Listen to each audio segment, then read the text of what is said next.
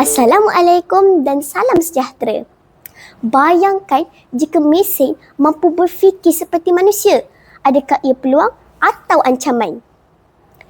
Tahukah anda, AI ialah otak komputer yang pandai meniru cara manusia berfikir dan belajar. Ia boleh membantu kita menulis cerita, mencari maklumat, menjawab soalan, malah mengenal gambar atau suara. Samalah seperti kita belajar daripada pengalaman. AI juga belajar daripada data yang diberi kepadanya.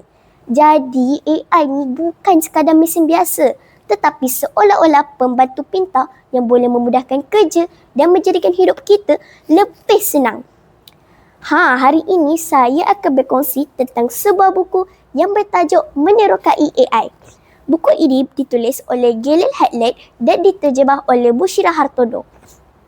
Buku ini membawa kita menyelami dunia kecerdasan buatan atau artificial intelligence, satu bidang yang semakin penting dalam kehidupan harian kita.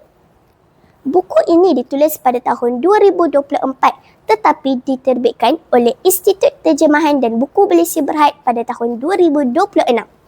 Buku ini hanya mengandungi 26 muka surat sahaja, tapi ia syarat dengan maklumat dan fakta. Dikategorikan sebagai buku bukan fiksyen. Buku ini boleh didapati di Andromeda, Pusat Sumber SK Setia Alam. Sebelum itu, mari kita berkenalan dengan pengarang asal buku ini. Galen Hartlett merupakan pengasas Sunset Spark, sebuah organisasi yang membantu generasi muda mempelajari sains dan teknologi dengan cara yang kreatif dan menyeronokkan. Galen Hartlett merupakan seorang jurutera yang berpengalaman dalam jurutera perisian lebih 15 tahun. Beliau juga mengajar teknologi kreatif dan telah mengajar lebih 10,000 orang murid. Beliau juga suka mencipta robot bersama anak-anaknya. Buku yang ditulis oleh Galen Hartlett ini memperkenalkan konsep asas AI dengan bahasa yang mudah difahami. Penulis menjelaskan sejarah perkembangan AI dengan bagaimana ia digunakan dalam bidang pendidikan, kesihatan, industri dan kehidupan harian.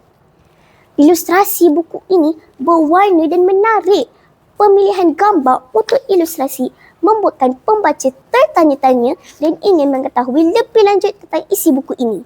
Gambar-gambarnya pula besar, jelas dan disertakan dengan penerangan ringkas.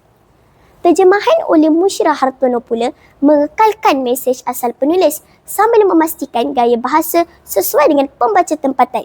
Ia menjadikan buku ini lebih dekat dengan konteks kita di Malaysia. Buku Menerokai AI mempunyai 4 bab dari bahagian sejarah, bahagian pengenalan tentang sejarah perkembangan teknologi AI yang sudah pun bermula pada tahun 1950.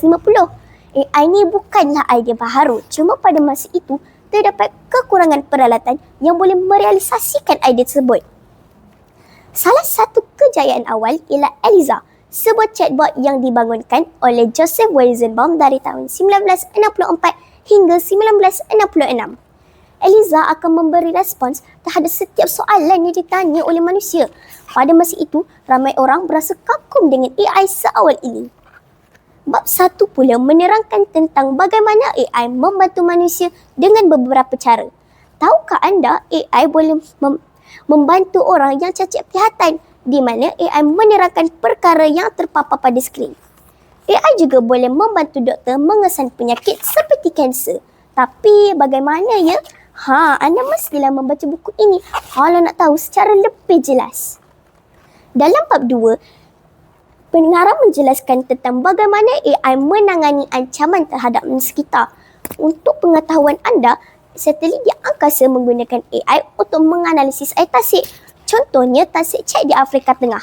Selain itu, pengarang juga mengaitkan tentang kesan perubahan iklim kepada habitat dan populasi ikan paus.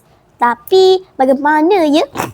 Dalam bab 3, pengarang menjelaskan tentang bagaimana AI membongkar masa lalu tentang kajian artifak yang ditemui di seluruh dunia. Isi bab 3 ini menarik perhatian saya kerana banyak dikongsikan tentang bagaimana AI mengecam dan mengkategorikan serpihan artifak yang ditemui di seluruh dunia. Bab 4, bab terakhir tentang insan-insan di sebalik AI. Siapakah yang menggerakkan AI? Siapakah yang memukul data untuk AI? Siapakah yang mengkaji dan bekerja untuk memastikan AI bertanggungjawab? Sebuah jawapan itu ada dalam bab ini. Secara keseluruhan, Berdurakai AI ialah buku yang sesuai sebagai pintu masuk untuk sesiapa pun ingin mengenali dunia kecerdasan buatan yang lebih dekat. Ia menekankan bahawa teknologi bukan sekadar alat tetapi kuasa yang boleh memperkasa generasi.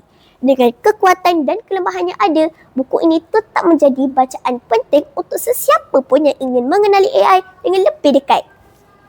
Sekian bicara buku untuk kali ini. Membaca membuka minda, AI membuka dunia. Sekian, terima kasih.